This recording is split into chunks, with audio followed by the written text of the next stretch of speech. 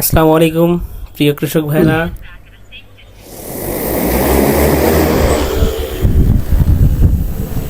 আজকে আপনাদেরকে খুব স্পেশাল একটি ড্রোন দেখাচ্ছি যেটি কৃষিকাজে ব্যবহার হয়। এই ড্রোনগুলো কৃষি ড্রোন, এগুলো ফসলের জমিতে পেস্টিসাইড বা বিষ স্প্রে করে থাকে। আপনারা দেখতে পাচ্ছেন যে আমাদের ধানের জমিতে ড্রোনটি খুবই সুন্দরভাবে ম্যাপিং করা ম্যাপ অনুযায়ী সে বিষ দিতেছেন।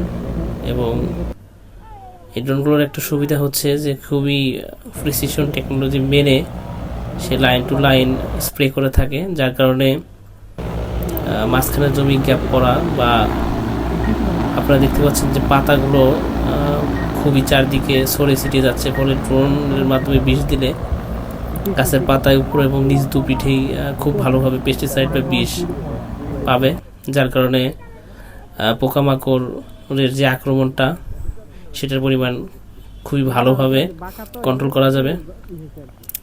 এই ড্রোনগুলোর বিশেষ সুবিধা হচ্ছে যে আমাদের দেশের কৃষকরা যেভাবে হাতে বীজ দেয়, সেক্ষেত্রে তাদের স্বাস্থ্য ঝুঁকির অনেক ইস্যু থাকে, কারণ ইনসেকটিসাইড, পেস্টিসাইড এগুলা স্বাস্থ্যের জন্য ভালো না, ক্ষতিকর।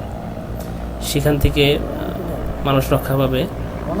আর আমাদের দেশের কৃষকরা নর্মালি কোনো ধরনের প্রিকশন মানে না, কোনো মাস্ক ব্যবহার করে না, বাতাসের গতিবিধি বোঝে না।